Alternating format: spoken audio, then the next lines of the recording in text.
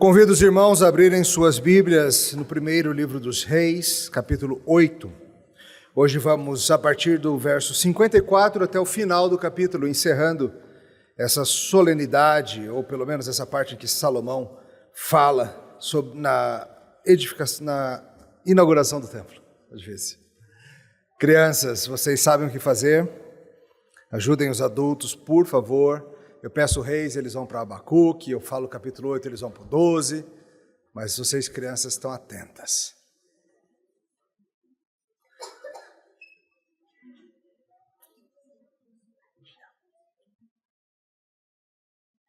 Primeiro Reis 8, de 54 a 66, vou ler todo o trecho, depois voltaremos lidando com a mensagem em 4 pontos.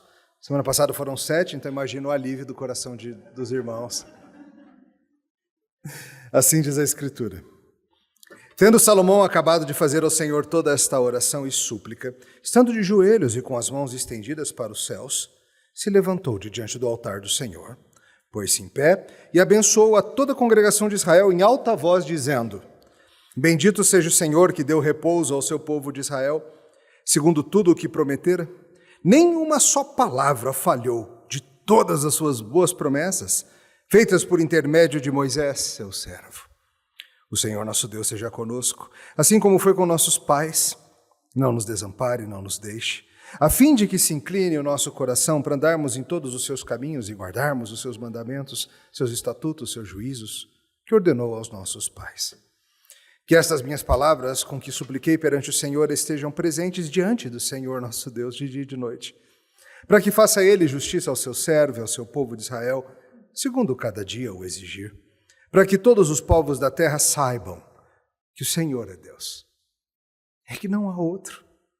Seja perfeito o vosso coração para com o Senhor nosso Deus, para andardes nos seus estatutos, guardardes os seus mandamentos, como hoje o fazeis. E o rei e todo Israel com ele ofereceram sacrifícios diante do Senhor. Ofereceu Salomão em sacrifício pacífico, o que apresentou ao Senhor 22.000 bois, 120.000 ovelhas. Assim o rei e todos os filhos de Israel consagraram a casa do Senhor. No mesmo dia consagrou o rei o meio do átrio que estava diante da casa do Senhor, porquanto ali prepararam os holocaustos e as ofertas com a gordura dos sacrifícios pacíficos, porque o altar de bronze que estava diante do Senhor era muito pequeno para nele caberem os holocaustos, as ofertas de manjares, as gorduras e a gordura dos sacrifícios pacíficos. Ao mesmo tempo celebrou Salomão também a festa dos tabernáculos, e todo Israel com ele, uma grande congregação, desde a entrada de Ramate até o rio do Egito, perante o Senhor nosso Deus, por 7 dias, além dos primeiros 7, a saber, 14 dias. No 8º dia desta festa, despediu o povo, e eles abençoaram o rei. Então se foram às suas tendas alegres, de coração contente, por causa de todo o bem que o Senhor fizera a Davi, seu servo, e a Israel, seu povo. Até aqui a palavra de Deus, vamos orar.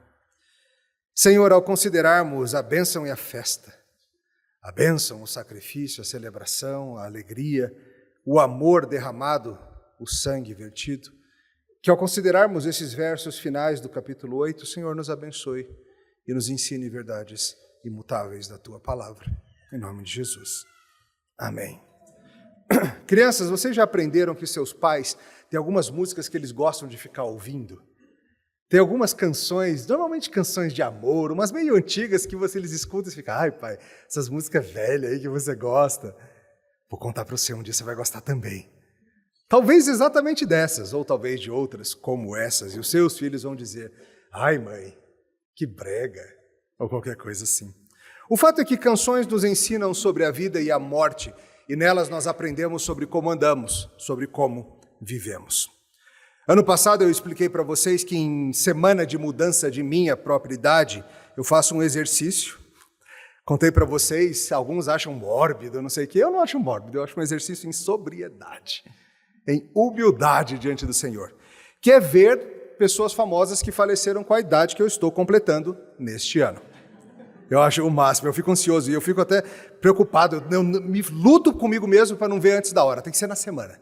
Aí que funciona legal.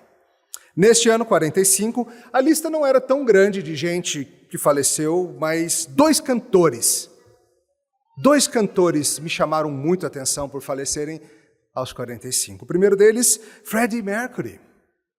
o famoso vocalista da banda Queen e, quiçá, o maior cantor da história do rock. Morto aos 45, em 1991, sua voz claríssima nos rasgava, singrando em nossos ouvidos com canções como Love of My Life, Amor da Minha Vida, Who Wants to Live Forever, Quem Quer Viver para Sempre. The Show Must Go On, o show precisa continuar, We Are the Champions, somos os campeões, Somebody to Love, Alguém para Amar. Que voz! Canções que movem o coração com seus anseios por amor, eternidade, triunfo e o assombro da morte que nos ronda. Freddie Mercury, morto aos 45. Outro que morreu aos 45, e esse me pegou muito de surpresa. Porque eu imaginava velho. Sempre que eu pensava nesse homem, eu pensava nele já bem velho. E eu olho as imagens, ele está meio velho, sim. Mas se ele só tinha 45? Eita, então isso significa algo. Eu estou falando de Nat King Cole. Falecido em 1965, o homem do Alabama que encanta sem parar. Talvez a maior voz da história do jazz. Aliás, como pode a maior voz do rock, a maior voz do jazz, os dois falecidos aos 45? Ainda bem que eu não canto muito bem.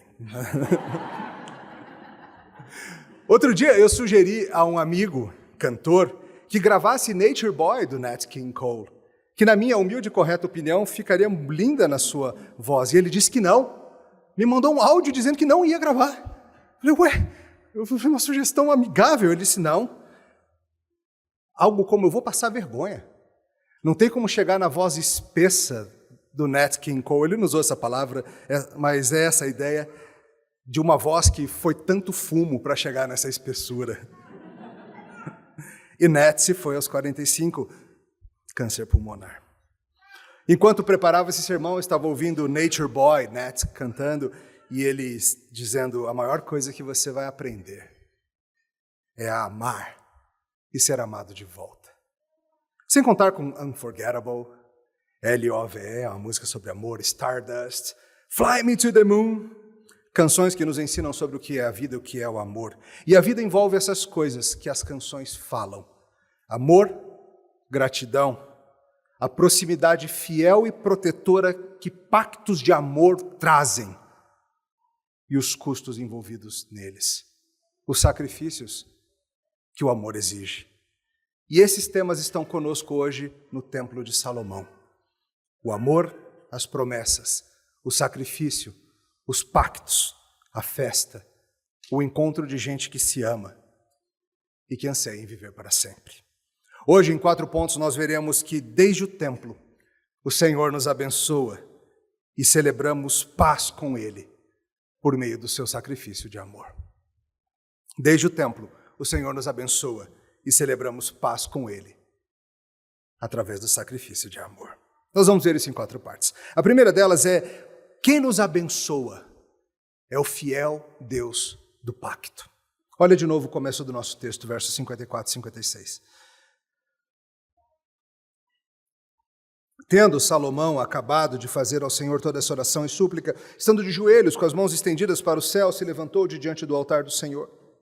Pôs-se em pé, abençoou a toda a congregação de Israel em alta voz, dizendo, bendito seja o Senhor, que deu repouso ao povo de Israel, segundo tudo o que prometera.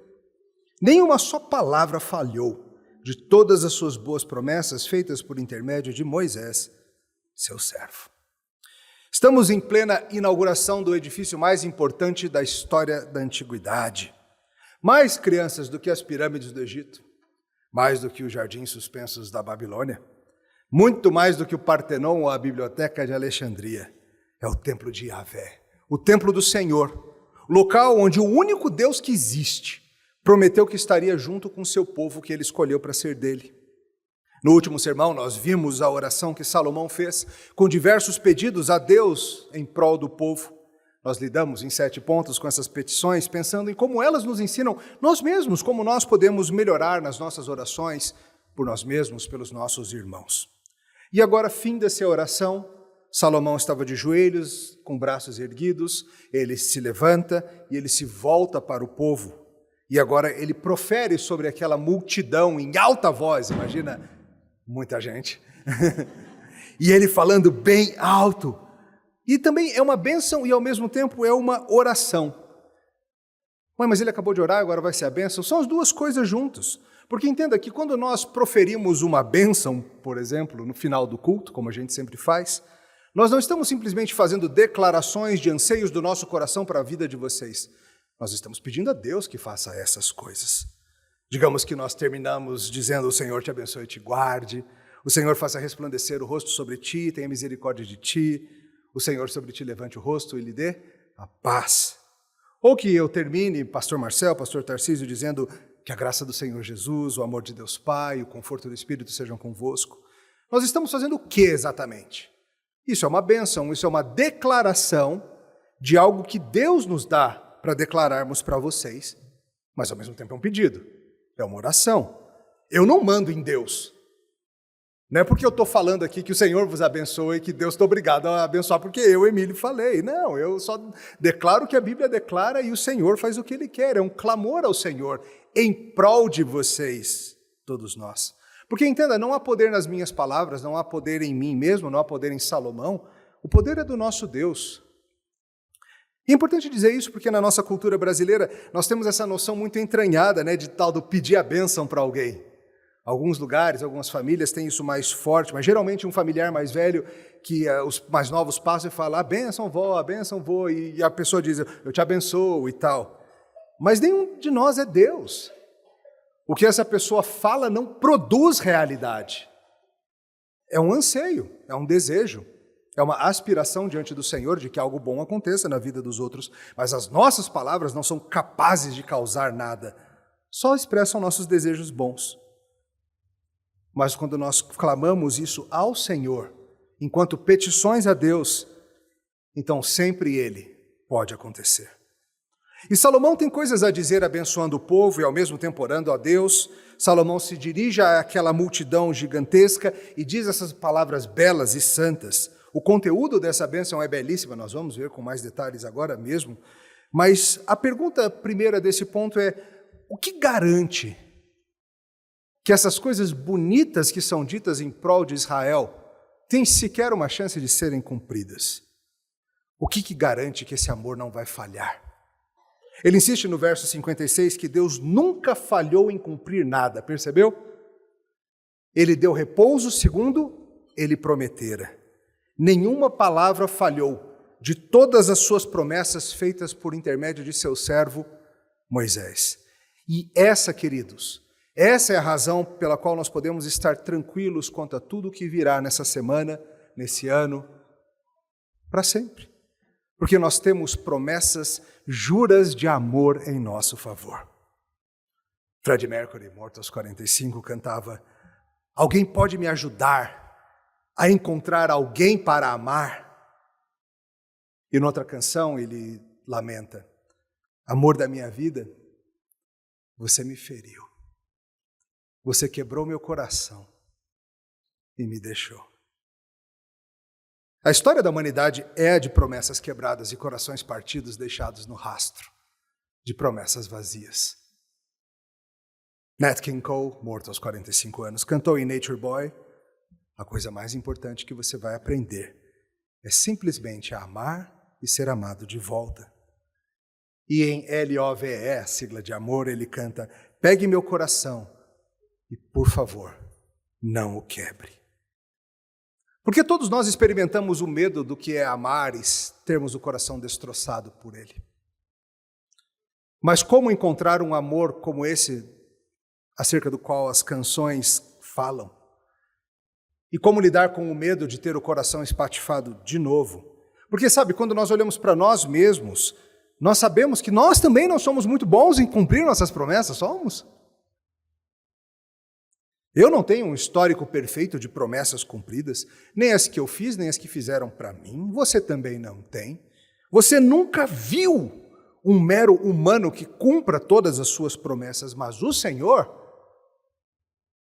é exatamente assim. Em Deuteronômio 12, e é disso que Salomão está falando, em Deuteronômio 12, 10 em diante, Deus falou assim para o povo: passareis o Jordão, habitareis na terra que vos fará herdar o Senhor, vosso Deus, vos dará descanso dos seus inimigos em redor, morareis seguro. Então haverá um lugar que escolherá o Senhor vosso Deus para ali fazer habitar o seu nome. A esse lugar farei chegar tudo que vos ordeno, os holocaustos, os sacrifícios, os dízimos, as ofertas das vossas mãos, as escolhas dos vossos votos, e vos alegrareis perante o Senhor, vosso Deus. Vós, vossos filhos, vossas filhas, vossos servos, vossas servas, o levita que mora na cidade, todos se alegrarão comigo. E agora o pessoal olha isso aqui, muito tempo depois, e fala, olha só, não é que ele disse? Não é que aquelas promessas de amor pactuais feitas pelo Senhor se provam verdadeiras? As nossas canções de amor acerca do nosso Deus nunca são de coração partido. São sempre de promessa cumprida. São sempre de um amor que não decepciona. Um amor que cumpre o que falou que ia cumprir. O templo sendo construído, o templo sendo inaugurado, é a prova de que Deus faz o que promete. O amor infalível do nosso Senhor, queridos, esse é o amor pelo qual nossos corações suspiram em madrugadas insones, em nosso olhar cabisbaixo, no coração nubladinho por de novo ver o marido, o pai, o amigo, a esposa, o neto, a avó, o filho, não nos amando. E olhando no espelho e vendo também em nós mesmos a falta do amor que deveríamos entregar. Mas o amor dele não falha. E o desejo de Salomão é que esse amor seja com vocês. O anseio de Salomão para Israel é o mesmo anseio que nós temos uns para com os outros, que vocês conheçam um amor que não falha e se alegrem nele. Porque às vezes a gente vê essas coisas e talvez você pense, poxa, como seria bom, né, ser esse pessoal de Israel, essas promessas feitas audivelmente, sendo cumpridas ali, e a gente talvez esqueça que nós temos algo ainda melhor como cristãos. Porque nós temos o reconhecimento de que todas as promessas de Deus foram cumpridas em Cristo Jesus.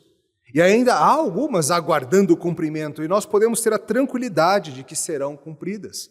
Porque em Jesus Cristo nós temos paz, alegria e união superiores ao que esse povo experimentou no templo. Nós temos também descanso dos inimigos, nós temos também essa alegre reunião, nós temos também algo que é nosso e dos nossos filhos, descanso das nossas lutas, paz com Deus. Paulo certa vez explicou aos coríntios que neles, quantas são as promessas de Deus, tantas nele Jesus tem o seu sim, porquanto também é por ele o amém para a glória de Deus. Se você é de Jesus Cristo, querido, você experimenta desse mesmo amor que Israel conheceu, só que ainda mais plenamente, de uma forma não mais em sombras, mas visível. Salomão louva ao Senhor por seu amor fiel e abençoa o povo, contando com esse amor que não falha. O povo não precisa temer se Deus vai parar de amá-lo. E no que implica esse amor? O que significa? O que a gente ganha? Quais são os benefícios? Quais são as coisas maravilhosas que esse amor nos dá? Porque quando a gente pensa nos amores humanos, logo a gente pensa nos benefícios. Talvez nos presentinhos, talvez no cuidado, talvez nos passeios, talvez em momentos compartilhados de intimidade. E Salomão vai dizer para eles, diante do amor de Deus, eu tenho algumas coisas para trazer para vocês. E aí, o que vocês acham que ele vai propor para eles? Bastante dinheiro no bolso? Saúde para dar e vender? Nem é ano novo, mas quem vai recusar um negócio desse? A teologia da prosperidade insiste que esse é o grande resultado de ter Deus a nosso favor. Dinheiro, saúde, poder. Seria um amor muito pequeno. O amor de Deus por nós, ele é muito mais interessante. Ele deseja por nós algo ainda superior do que essas coisas passageiras. E assim a gente vai para o segundo ponto. O Senhor nos abençoa da melhor forma possível. Consigo mesmo. Tá vindo em times bons, né? Será que tem alguém combinado comigo? Vocês nunca vão saber. O Senhor nos abençoa da melhor forma possível. Consigo mesmo. Não veio. 55 a 58. O Senhor nosso Deus seja conosco, assim como foi com nossos pais. Não nos desampare, não nos deixe a fim de que se incline o nosso coração para andarmos em todos os seus caminhos, guardarmos os seus mandamentos, estatutos, juízos que ordenou aos nossos pais. Que estas minhas palavras, com que supliquei perante o Senhor, estejam presentes diante do Senhor nosso Deus de dia e de noite, para que faça justiça a Ele, ao seu servo, ao seu povo de Israel, segundo cada dia o exigir, para que todos os povos da terra saibam que o Senhor é Deus e não há outro, e seja perfeito o vosso coração para o Senhor nosso Deus, para andarmos nos seus estatutos e guardardes os seus mandamentos, como hoje o fazeis. Então veja que o pedido, essa bênção proclamada sobre o povo, ela envolve basicamente 3 aspectos. O primeiro está aqui nos versos 57 a 58, é a promessa da presença de Deus conosco. Presença de Deus. A bênção da sua presença para nos inclinar a si mesmo. Sabe aquele desejo que o nosso coração tem de estar perto de quem amamos? É até estranho, né, quando você fala assim, eu amo tal pessoa, mas prefiro ficar longe dela. Porque amor envolve esse anseio de estar perto, de andar perto da pessoa. E a bênção de Salomão proclama, o Senhor seja convosco, que ande com vocês, mantenha vocês pertinho e incline o coração de vocês para Ele. Mais uma vez, é Salomão reconhecendo que precisa que Deus cuide de nós, pois sem Ele mesmo nos puxando o tempo todo para si mesmo, não vai dar. Você lembra que na oração, vimos semana passada, em vários momentos ele falava coisas como, Senhor, quando o teu povo pecar e aprontar, Senhor, quando o teu povo for atrás de falsos deuses, Senhor, quando o teu povo estiver lidando com as consequências da rebelião. Ele sabe que o nosso coração é dado a andar para longe, e por isso ele fala, Senhor, anda pertinho e puxa a gente para si. Faz com que o nosso coração se incline para o Senhor o tempo todo. Não seria bom ter Deus conosco o tempo todo nos inclinando para Ele mesmo? Às vezes nos relacionamentos humanos é assim também. A gente anda perto e a gente faz coisas para que o coração de um para com o outro se incline o tempo todo, seja um casal, seja família, seja o que for. Não seria bom se Deus andasse perto da gente? Eu tenho uma boa notícia para vocês, escuta. É exatamente isso que Cristo nos deu por seu amor. Quando Ele nos deu o seu Espírito. Quando Cristo nos dá o seu Espírito, é para Ele andar juntinho da gente e o tempo todo inclinar o nosso coração para Ele mesmo. Quando o Senhor Jesus Cristo, depois de cumprir sua missão, subiu aos céus, nos enviou do seu Espírito para isso, para nos convencer da verdade, para nos apontar para Ele o tempo todo, para nos inclinar para Jesus Cristo. Quando nós, nas nossas bênçãos aqui, pedimos a Deus que o conforto e a direção do Espírito sejam convosco, é isso que nós estamos pedindo. Porque é o Espírito Santo que vai nos levar a esse tipo de santidade da qual o texto fala. Guardar os estatutos, os juízos, as leis, os mandamentos, como estamos fazendo. Claro que de maneira imperfeita, mas indo nessa direção. Isso só é possível por causa do amor que nos constrange e nos atrai até Ele. É o próprio Deus que nos leva a amá-lo. É o Espírito que nos leva a esse crescimento, a santidade, para guardarmos a lei dele. No verso 59, ele aponta outra questão de Deus conosco, ele fala sobre essa atenção, cuidado de Deus para com a gente. Porque sabe, uma das coisas que mais dói em alguns amores que vão se provando imperfeitos, é quando a gente percebe que aquela pessoa que cuidava tão bem da gente, não se interessa tanto mais. Essa semana faleceu uma cantora da qual eu gostava muito, essa aos 56 anos, Sinead O'Connor. Ela faleceu ainda, circunstâncias misteriosas, mas numa das suas canções mais interessantes, ela fala assim, eu sei que você não me ama mais, você costumava segurar a minha mão quando o avião decolava. Percebe? Às vezes a gente nota que o amor está se esvaindo, não é nas grandes coisas. Você não segura mais a minha mão quando o avião decolava. E quando a gente olha para os amores humanos, a gente percebe esse tipo de esvaziamento. Mas Salomão está desejando para a gente que o Senhor esteja atento às nossas necessidades, que o Senhor não se esqueça e conforme o que o dia exigir, Ele cuide da gente. Em alguns dias, o que o dia vai exigir é que o Senhor nos discipline, nos bote sentadinhos. Em outros dias, o que o dia vai exigir é que o Senhor nos conforte com o conforto que só Ele pode dar. Em outros vai ser que Ele nos encoraje. Em outro vai ser que Ele nos acalme. Cada dia traz o seu mal. E a bênção de Salomão é que vocês conheçam o amor de Deus que vai andar tão junto de vocês, que Ele vai notar o que o dia exige e vai entregar exatamente isso para vocês. Salomão intercedeu por seu povo quanto à luta contra o mal, quanto aos resultados do pecado, quanto a viver na terra quebrada, quanto a tantas coisas. Será que Deus vai se esquecer? Crianças, vocês já viram que às vezes até o papai e a mamãe que amam vocês, a gente ama mesmo, mas que às vezes a gente esquece do que a gente prometeu fazer. Mas Jesus não, tá? Jesus nunca se esquece de nós. E Deus não se esquece do que Ele prometeu fazer. O seu amor não falha, Ele não se esquece de nós. Numa das canções mais famosas do Nat King Cole, morto aos 45 anos, Unforgettable, uma que foi depois regravada por sua filha Natalie, ele canta deliciosamente.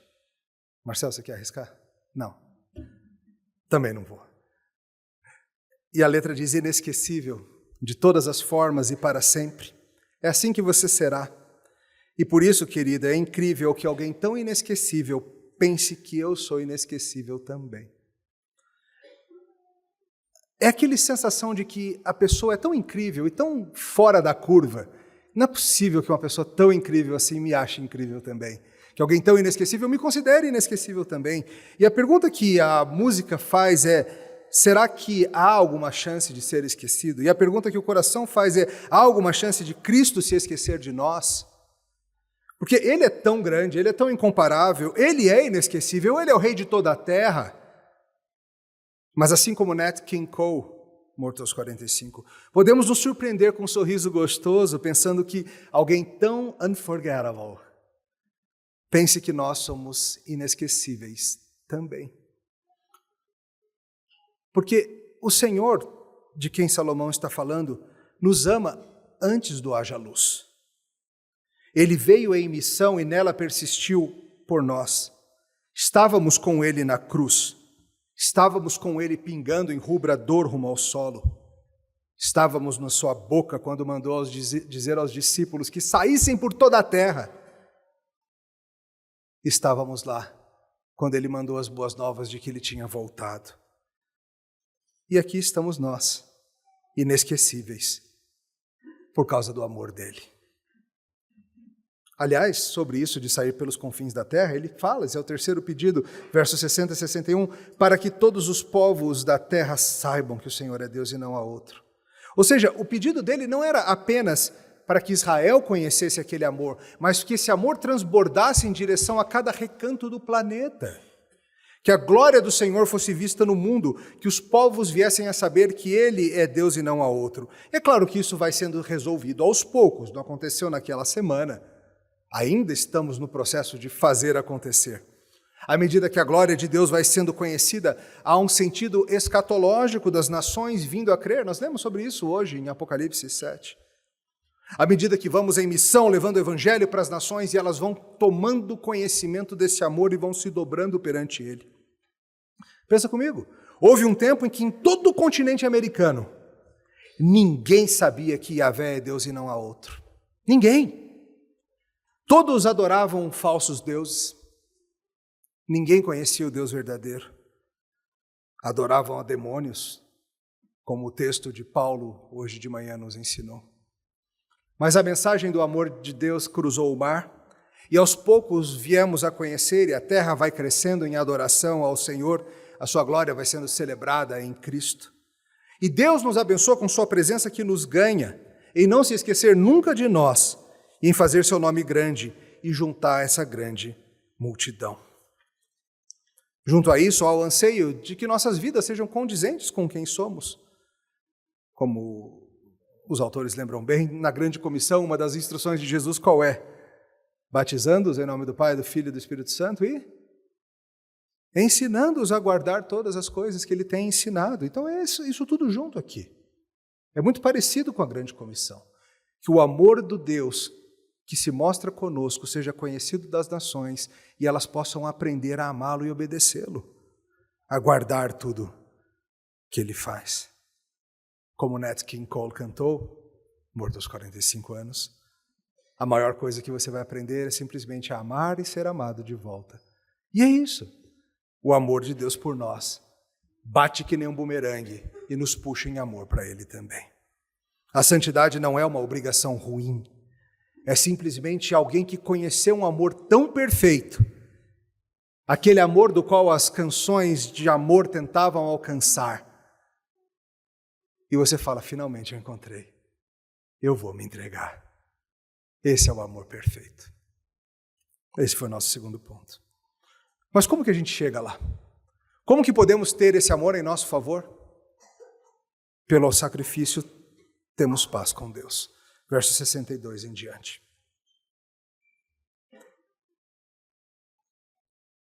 E o rei e todo Israel com ele ofereceram sacrifícios diante do Senhor. Ofereceu Salomão em sacrifício pacífico, o que apresentou ao Senhor 22.000 bois, 120.000 ovelhas. Assim o rei e todos os filhos de Israel consagraram a casa do Senhor. No mesmo dia consagrou o rei o meio do átrio que estava diante da casa do Senhor, porquanto ali prepararam os holocaustos e as ofertas com a gordura dos sacrifícios pacíficos.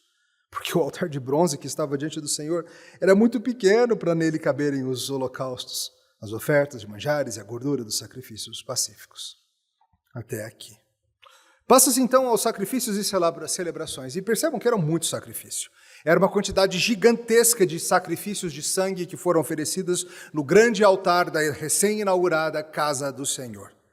Aliás, tão enorme era esse número que, como o texto nos indica, não dava no altar. E o altar era gigante, tá? Não era uma grelhazinha que nem alguns de vocês têm em casa, era um negócio monstruoso, mas não dava. Então Salomão precisa santificar o átrio todo para ali fazer todo o processo preparatório para esses sacrifícios. E veja os números. Juntando ovelhas e bois, 140.000. 12 tribos ao longo de uma semana, trazendo isso sem parar. Sem parar. E vale entender que tipo de oferta é esse. O texto especificamente menciona que eram as ofertas de paz, ou o sacrifício pacífico. E o que ela tem de especial?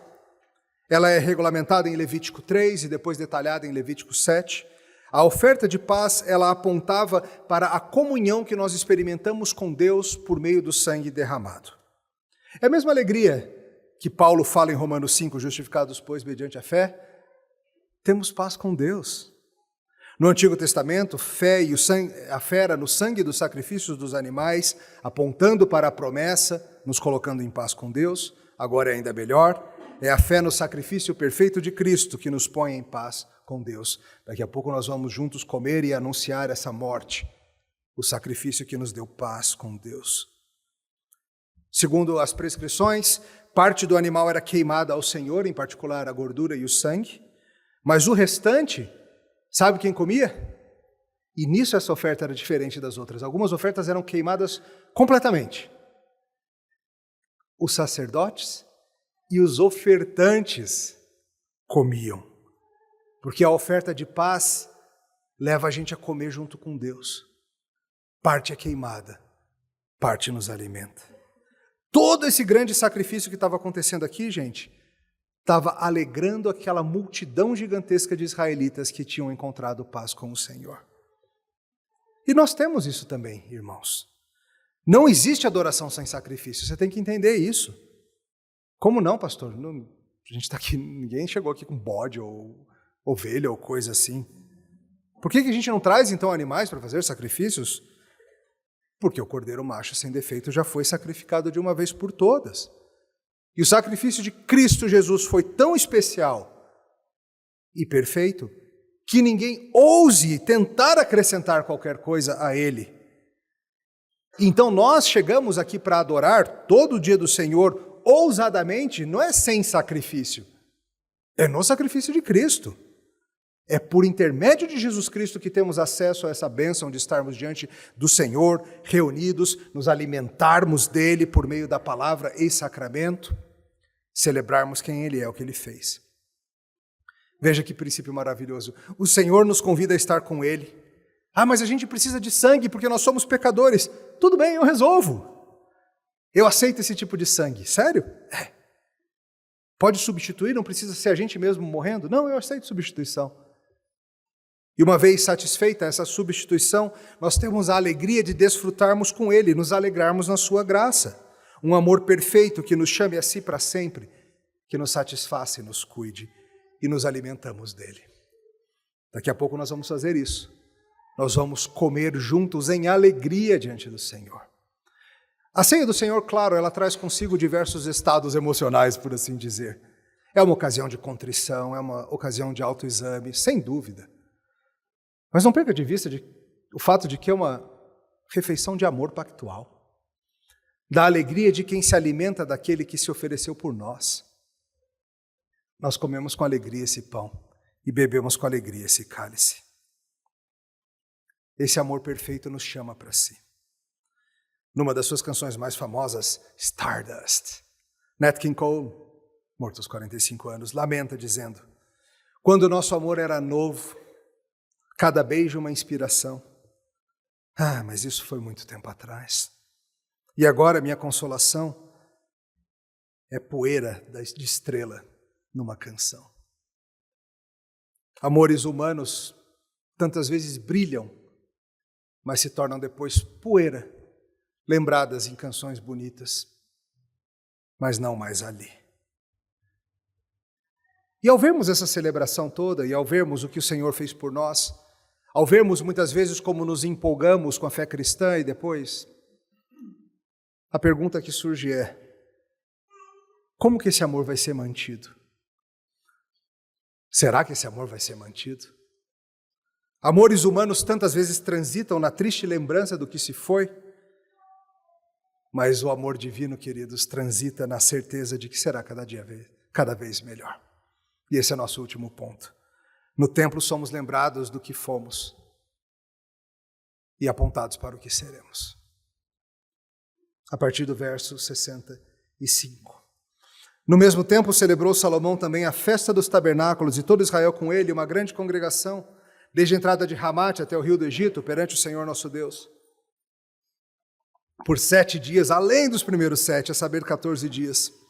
No 8º dia desta festa, despediu o povo, abençoaram o rei, se foram às suas tendas, alegres, de coração contente, por causa de todo o bem que o Senhor fizera a Davi, seu servo, e a Israel, seu povo. Depois do sacrifício ainda tem a festa. A gente achava que a festa parava aí, né? Não, tem a festa pós-festa. É a festa dos tabernáculos. Por mais uma semana, além daquela semana toda de sacrifícios e comilança. A festa dos tabernáculos era uma das mais importantes festas de Israel. E ela era uma festa com um propósito muito importante. O de lembrar o povo do Senhor a verdade de que somos peregrinos. A ideia era, por uma semana, você passaria dias dormindo em tendas. Às vezes, crianças, vocês vivem com vontade de dormir em barraca. Já tiveram essa vontade, crianças? Queria, papai, a gente podia dormir numa barraca, né? Vai ser super legal, mamãe vai adorar e tal. Aranha, aquelas coisas todas. E o povo de Deus fazia isso. Uma vez por ano, voltavam a dormir em tendas. Por quê? Para se lembrarem do tempo em que haviam vivido em tendas no deserto depois de saírem do Egito. Israel, naquela época, habitou em tendas, o Senhor, simbolicamente, também habitou na grande tenda do tabernáculo. Agora não tinham mais necessidade disso porque tinha um templo, cada um tinha sua casinha e tal. Então, deixamos para lá esse estágio? Sim, mas não. Porque mesmo o templo não era o estágio final. Era apenas mais um passo no plano de redenção. E envolvia juntar essa turma de Israel todinha para dormir em barracas e se lembrarem do tempo em que eram peregrinos. E não se esquecerem de que ainda eram peregrinos. De que aquela terra prometida não era a terra final. De que a Jerusalém da terra não era a Jerusalém final. E de que mesmo o templo do Senhor ainda iria se mostrar de uma forma superior. Os marcadores geográficos que o texto traz falam de gente vindo de toda a região, desde a entrada de Ramate até o rio do Egito. É um jeito, geograficamente, de apontar que veio gente do território todo. Esse não foi tão boa. E todos foram a Jerusalém para se alegrar no que tinham e esperar pelo que ainda teriam. Ao irem para o templo e deixarem por um pouco a fria realidade da sua própria terra, experimentavam uma festa que era uma prévia da festa final, em que todo o povo do Senhor vai estar reunido. Os da tribo de Israel e o das nações, como vemos em Apocalipse 7. Aos poucos foi se tornando tradicional nessa festa que se cantassem os Salmos 113 e 118, canções que lembravam o povo sobre coisas importantes. E tudo isso faria com que eles olhassem para trás e se lembrassem do amor que os conduziu até ali. Mas diferente de Stardust e de tantas outras canções de coração partido, o amor que nós temos no Senhor é para toda a eternidade e ele fica cada vez melhor. Porque Deus está no processo de reunir um povo de todas as línguas e nações, ao mesmo tempo em que Ele subjuga o nosso coração para amá-lo mais com seu Espírito.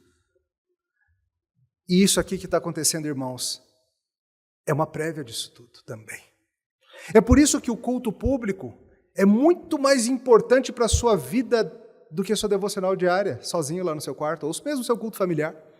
Muito mais importante. Não estou falando que aquilo é ruim, que você não deve fazer. Mas não substitui de maneira alguma o fato de que você de vez em quando se desloca de onde você mora para estar com gente que não mora com você, mas que é o povo.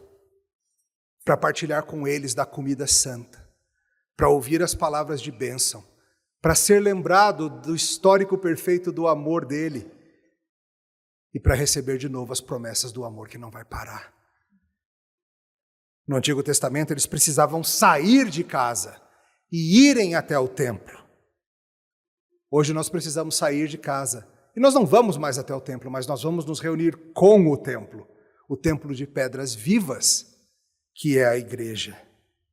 E vir estar com o povo vai te lembrar de que ainda habitamos em tendas. O amor de Deus nos diz que vai ficar cada vez melhor. E mesmo que os outros amores da sua vida estejam perdendo o brilho, se esmaecendo, o dele só melhora. E você precisa ser lembrado disso e ver isso. E estar com o povo do Senhor é uma das coisas que vai servir para te inclinar mais ao Senhor. Nessa reunião do povo, você vai lembrar e seus sentidos vão perceber essa evidência valiosíssima de que o Deus que nos amou em Cristo continua nos amando. De que o Deus que nos chamou tempos atrás continua chamando gente, temos novos batismos, temos nascimentos.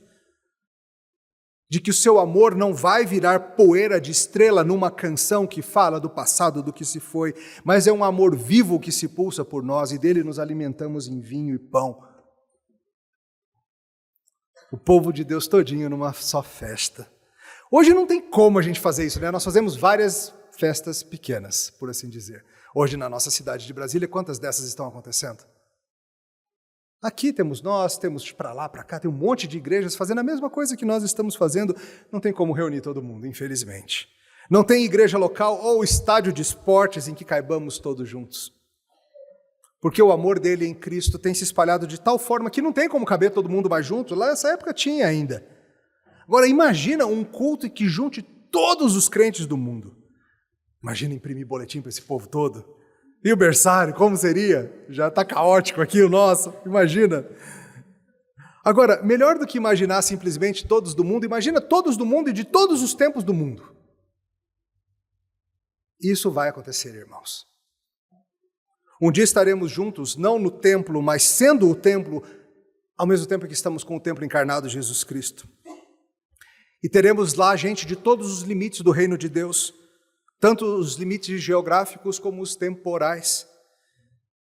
De Jerusalém a Jacarta, de Königswag, no extremo norte do planeta, a Puerto Williams e Invercargill, no extremo sul. Do Poente ao Levante, das ilhas das Filipinas, das ilhotas do Pacífico Sul, passando pelas do Caribe. Gente em Samoa, em Charlotte Amalie, em Manila, que amam o nome de Cristo. De Katmandu a La Paz, gente que devora altitudes impensáveis do café da manhã, mas que ama mesmo se alimentar de Cristo. Os que usam camadas sem fim de roupa para se manter quentinhos em Longyearbyen, aos que mal precisam delas em Bora Bora, espalhados pelo mundo, ainda habitando em tendas, na esperança do dia em que habitaremos numa terra duradoura. Espalhados pelo tempo também, desde Abel, o primeiro de nós a ser martirizado, junto com seus pais que amaram a promessa, aos que estiverem vivos lá na frente, no dia em que a voz do rei Messias se fizer ouvir com poder e glória, passando pelos que desceram ao Egito, pelos que subiram do Egito 400 anos depois, pelos que lutaram para conquistar Canaã, os que andaram com Davi em cavernas, os que choraram nos campos do Senhor, os que viram a nação se esfacelando, os que foram levados em exílio para a Babilônia e os que de lá voltaram. Os que ouviram por séculos e séculos as promessas dos profetas com suspiros de esperança, os que viram Cristo em carne, os que bem-aventuradamente não viram e creram, primeiramente ali mesmo em Jerusalém, depois em Judéia, Samaria e, olha, cruzando o Atlântico, até a gente aqui nos confins da terra. Freddie, morto aos 45, cantava Love of my life, don't leave me. Amor da minha vida, não me deixe. E Salomão garante para você, o verdadeiro amor da sua vida nunca vai te deixar e nunca vai quebrar seu coração. É o amor de Cristo, o Deus fiel. Nat King Cole, morto aos 45, cantava inesquecível é o que você é. E estamos falando dele no final das contas. O Deus do amor sem fim em Cristo, o sacrifício do templo, a reunião das nações, tanta gente finalmente libertos das tendas. Freddie, morto aos 45, cantava sofridamente, quem quer viver para sempre? E esses anseios estão aí na nossa história. Um amor perfeito que nunca decepcione. Uma vida eterna livre de sofrimentos. E todos eles se resolvem em Cristo, o templo do Senhor. Um amor que nunca decepciona. Uma vida eterna livre do sofrimento. Comunhão com gente de todas as nações. Um entendimento de quem somos e seremos. Alegria que perdura. E perdão de nossos pecados. Quem quer viver para sempre? Você quer? Você quer um amor assim? É só vir. Ele está oferecido para você hoje. Ah, meus caros, que festa será. Oremos. Louvado seja, Senhor, porque esse amor se mostra. Esse amor se mostra nas promessas cumpridas, mesmo com grande custo próprio. Esse amor se mostra na presença fiel e atenta, e nos inclinando para si mesmo. Esse amor se mostra na disposição em fazer o Senhor mesmo o sacrifício para que o amor pudesse existir. Nós não seríamos capazes, mas o Senhor fez. Esse amor se mostra em nos lembrar o tempo todo de que ainda não chegou o melhor dia. Podemos olhar para trás e nos lembrarmos dos dias bons e olhar para frente na expectativa de dias ainda melhores. Te louvamos por esse amor. Esse mundo tem sonhado com amores assim, mas não tem encontrado. Obrigado por se mostrar a nós. Que nossas vidas possamos te amar. Amar o Senhor de volta. Em Jesus oramos. Amém.